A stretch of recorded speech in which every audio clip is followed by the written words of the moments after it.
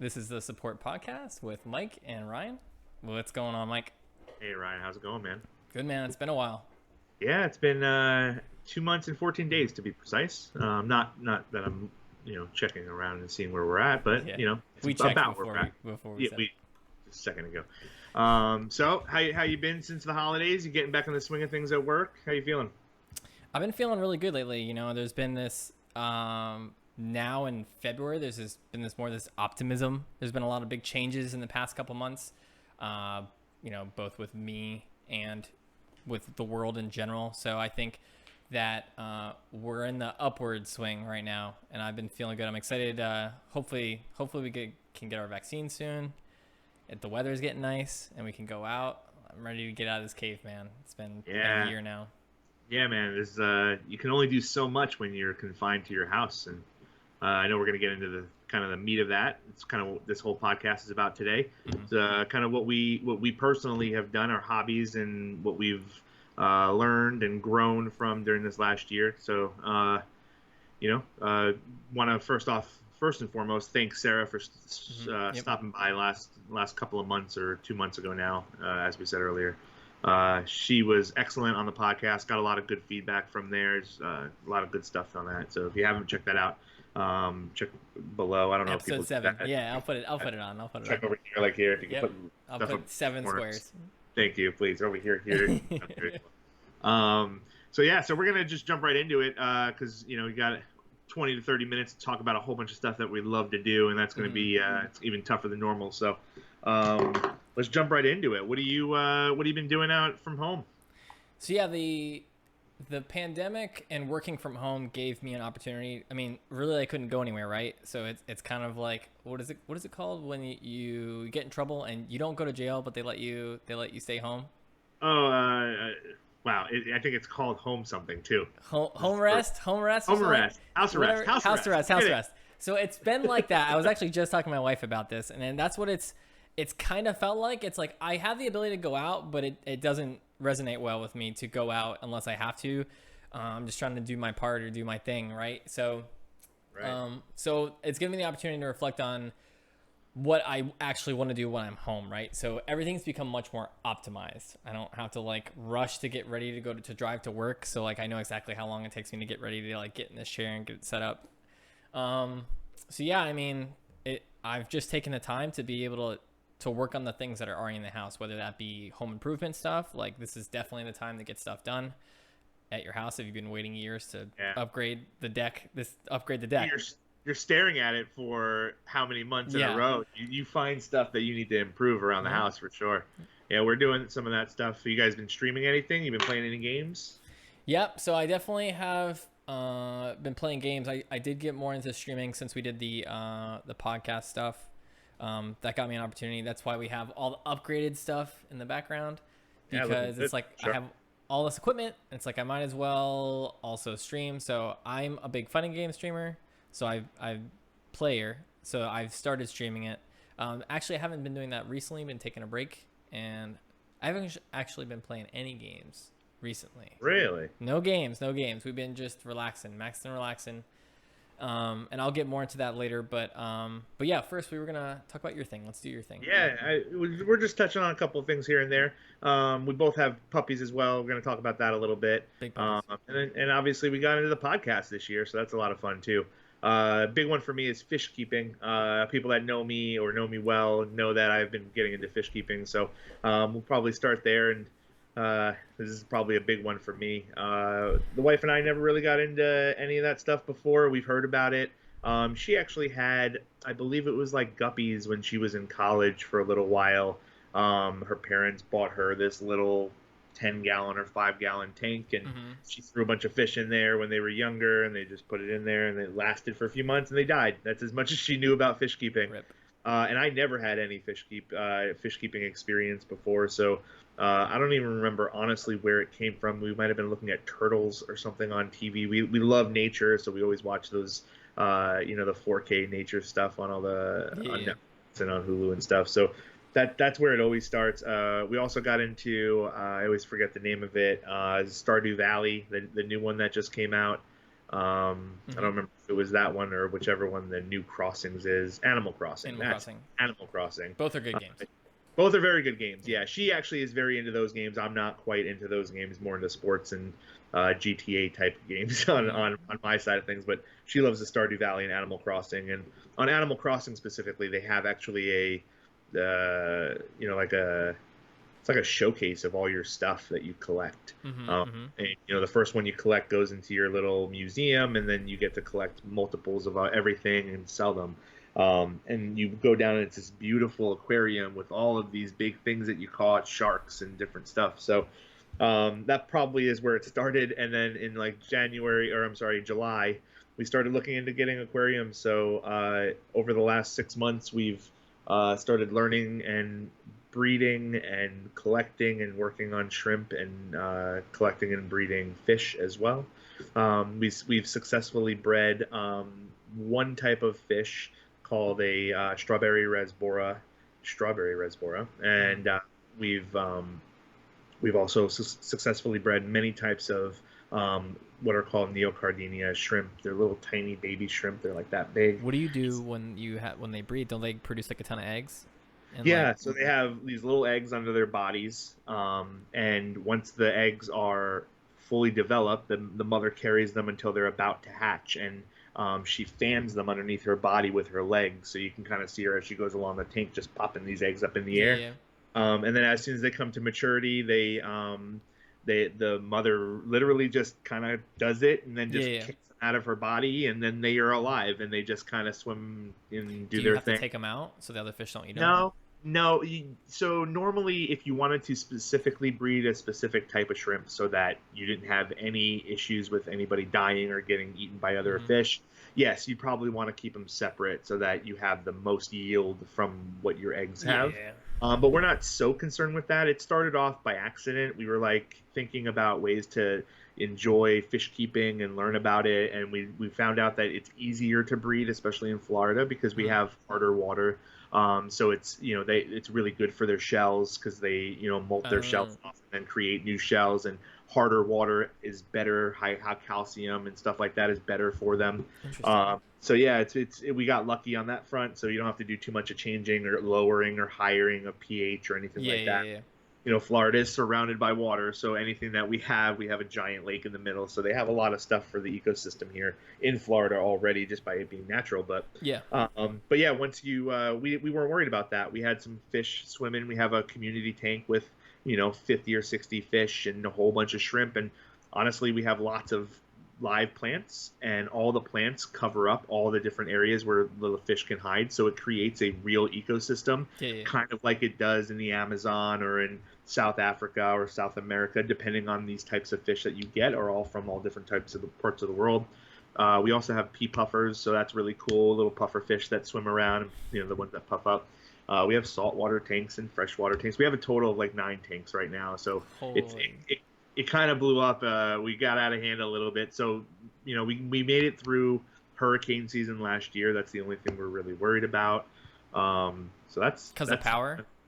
Yeah, because the filtration system is a lot of different ways that you can filter the water, and at the very minimum, if you have live plants and everything's good, you don't need a lot of filtration, but you need the water to be able to move.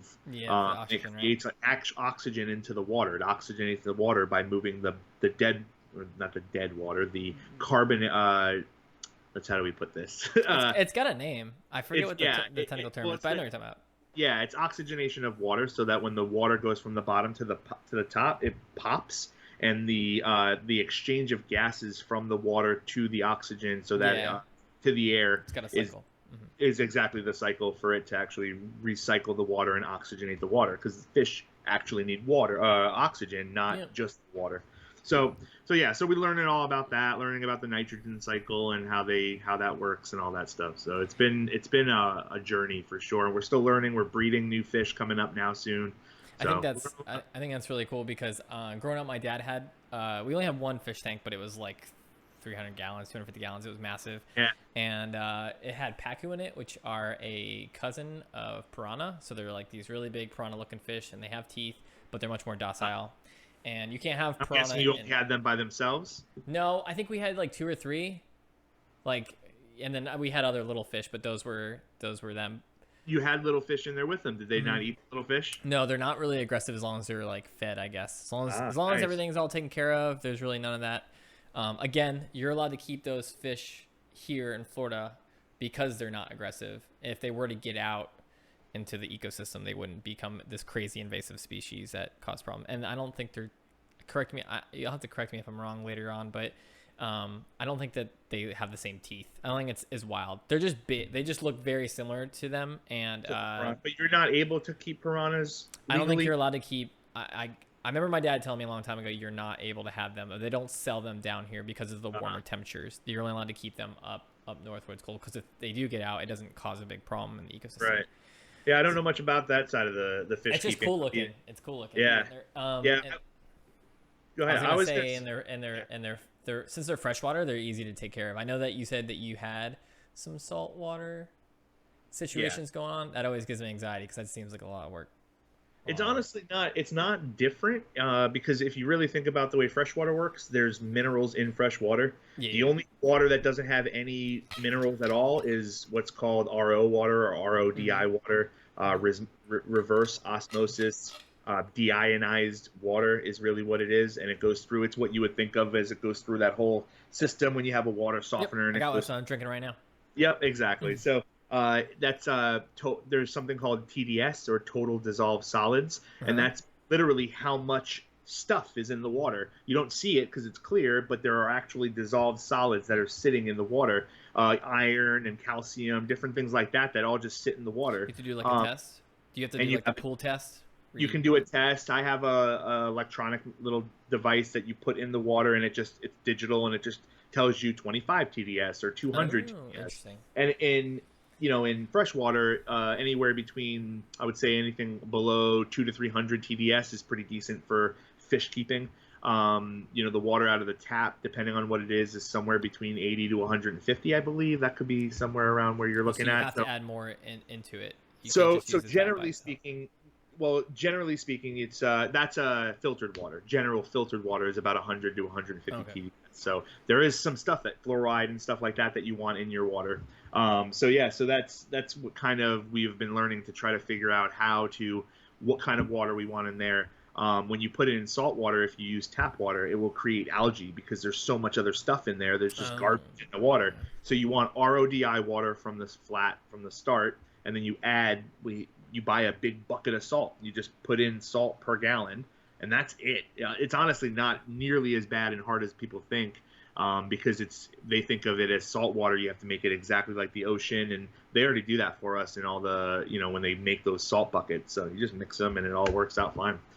The thing that always concerned me with keeping fish was the cleaning of the tank situation. But I know we've talked about that before, and you said it's not that bad. You drain it down, and then you take care of what you need to take care of, and then you just put it back up, right?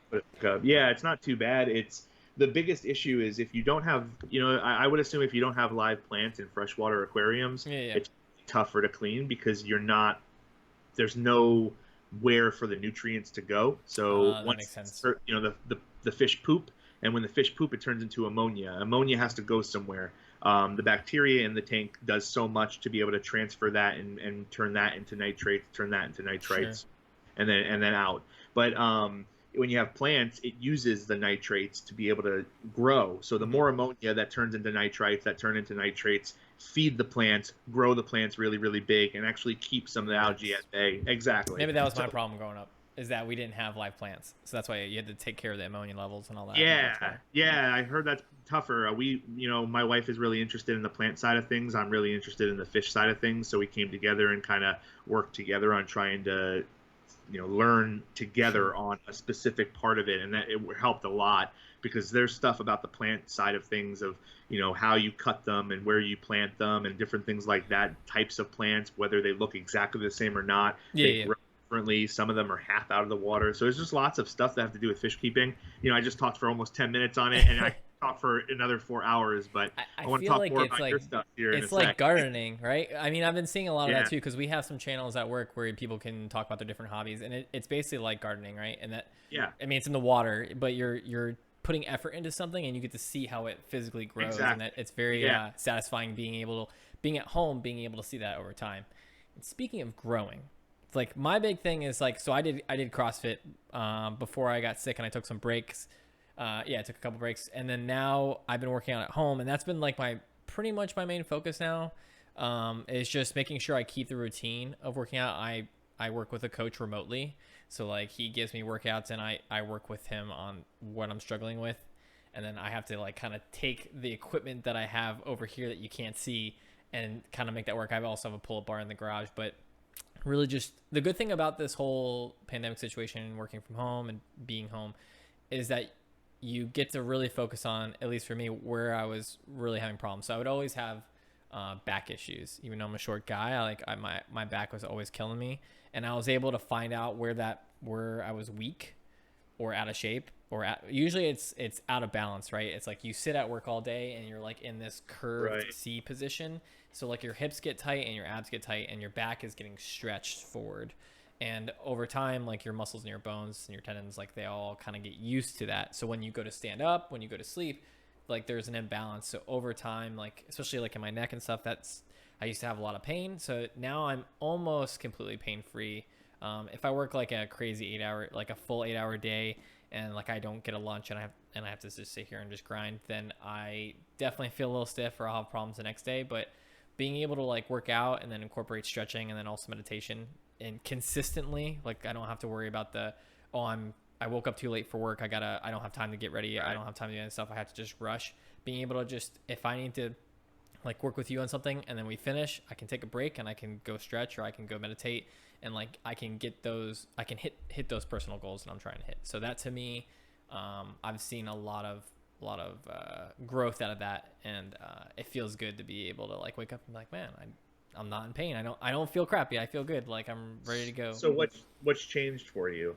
What's different? Is it the new your workout guy that's helping you, or is it just being at home? Wait, because I know you were going to the gym for a while, and that was Yeah. to help a little bit, but obviously with COVID, you were kind of going back and forth, and probably anxiety was probably hurting that even I more. think So um I think what you have to incorporate, like compared to old life and new life, is there's travel time, right? So the schedule becomes tighter if you have to add maybe even up to like an hour and a half or an hour of driving in the day, right? So that counts. And then when you're around people, it definitely influences in a class structure. It just influences the decisions you make in terms of you're with a bunch of guys, you want to like lift a little heavier, do things that maybe right, you're not ready for. And being at home, you're all by yourself, so you have to be honest to yourself. So it's like, hey man, like my back is always killing me. My back is always so tight, or my hamstrings are always so tight. I'm not going to do this lift, or I'm going to take it a little bit easier.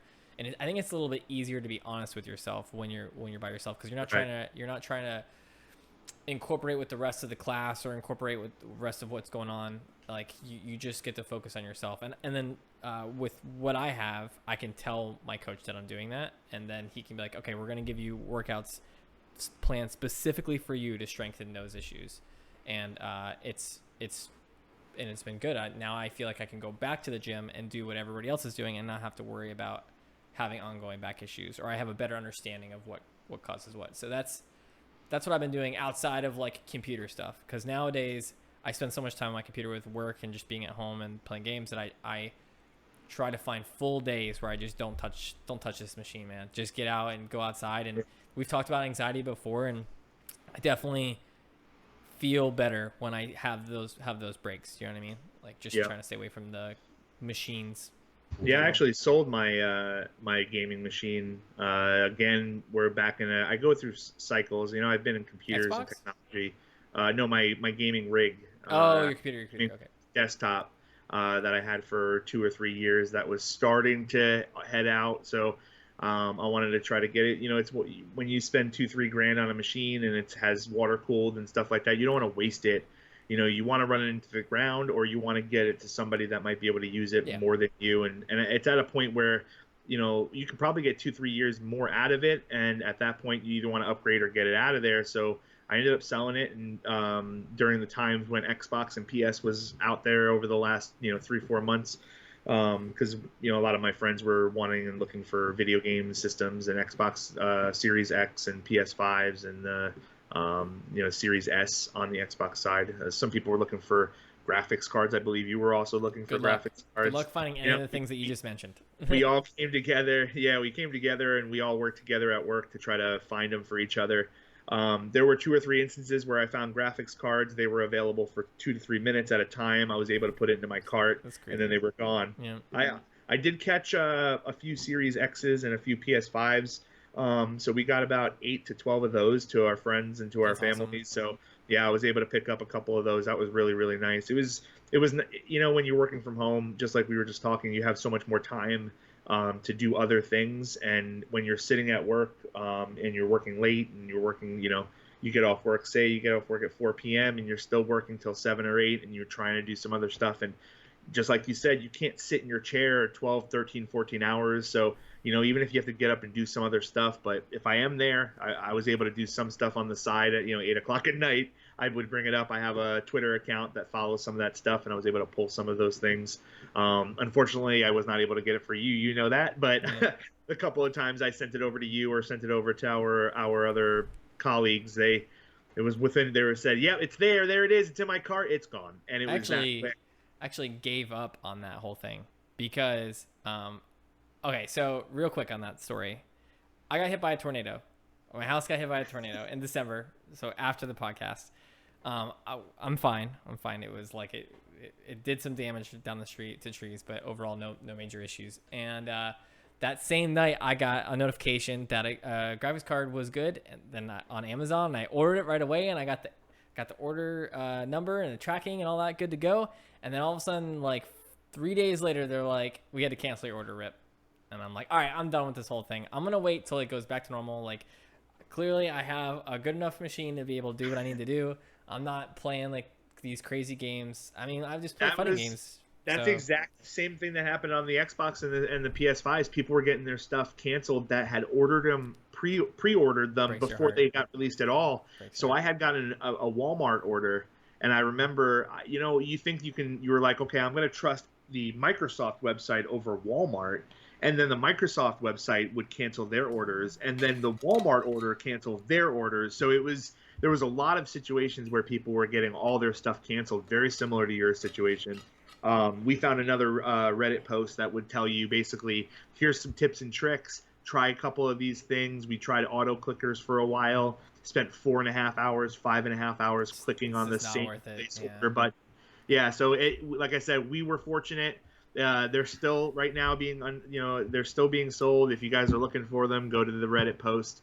Probably Zepno Gaming is a good one. He's still doing it. There's a couple others. PS5 stock alerts is another one, and if you can go to some of those gaming areas, they will post as soon as they're available. The problem is you need your alerts, your notifications up, and you have to have all your information ready to sign in. If it's the PS5 spot, Oh yeah, you you have gotta be to log pre-logged in. sign in. You Yup. can't, sometimes you can't overmash. If you do it, it'll mess up the website. You got to do it Yep, one time. exactly. So lots of I'm little done. tricks, but there's a few. I'm done.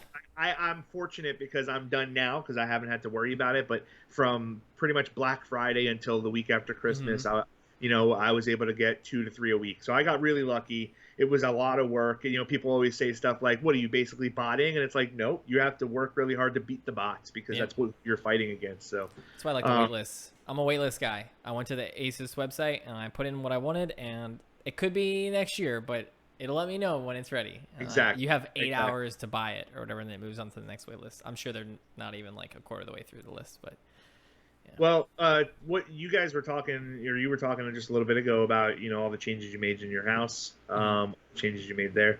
What have you guys been working on? How's been home improvement since you've been home? I'm sure you got a lot of stuff. You're staring at a lot of screens or a lot of stuff around your house to try to fix stuff.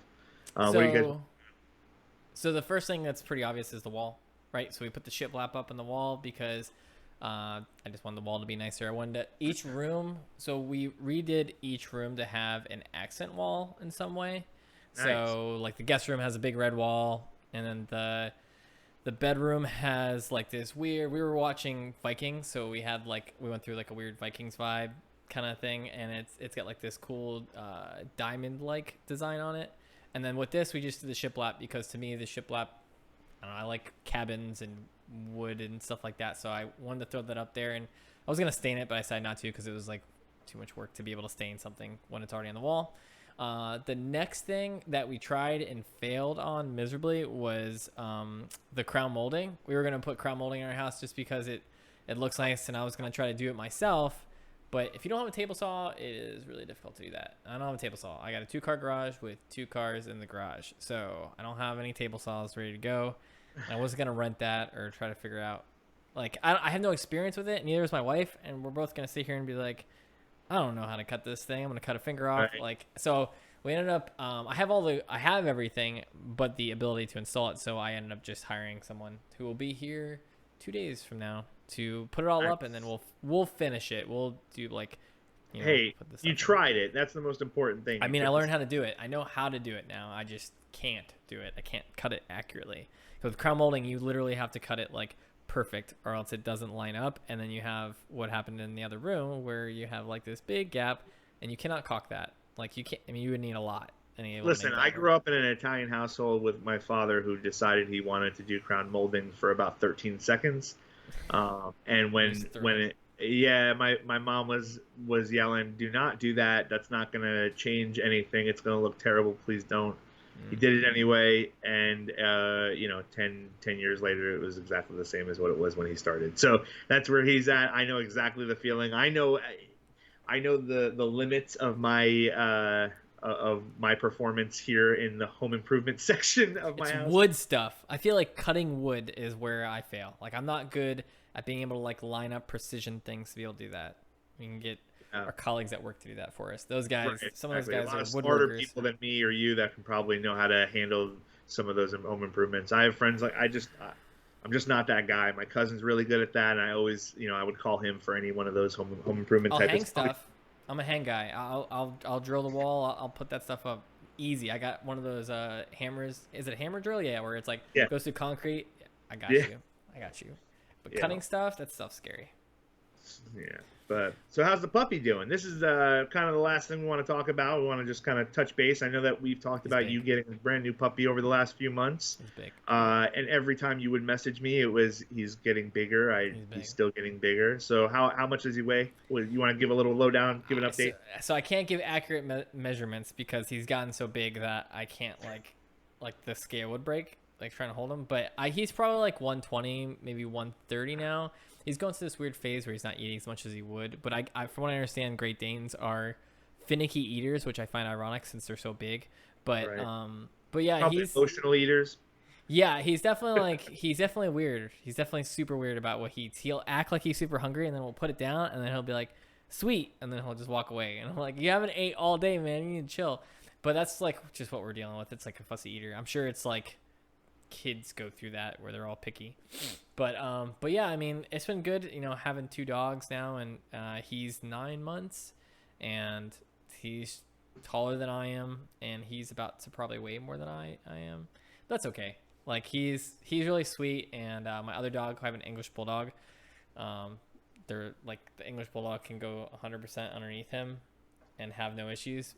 So it's fun to watch them play as they like play with a toy and they're like looping around each other and going underneath them. But it's good because my Bulldog's getting a little older. He can't really go out and run. So like I can take the puppy now. We can take him to like the dog park and other places and like go outside. Because I talked about going outside a lot more. So it's just gives me the opportunity to be able to go out and like throw the ball and run around. And especially since the weather's getting so much nicer and warmer in February, which is weird, but Yeah, I mean, that's kind of the way we're going with all the, just a quick note, thoughts to anybody that's struggling through some of the cold weather down in Texas and middle of the country that are fighting through some of that stuff. Actually, in the fish keeping world, we're seeing a lot of stuff where people are losing a lot of their livelihoods because all the power went out and they just couldn't keep the fish alive, and a lot of people are struggling. So, thoughts to you guys and anybody that we know. If you need anything, always reach out and try to get some help.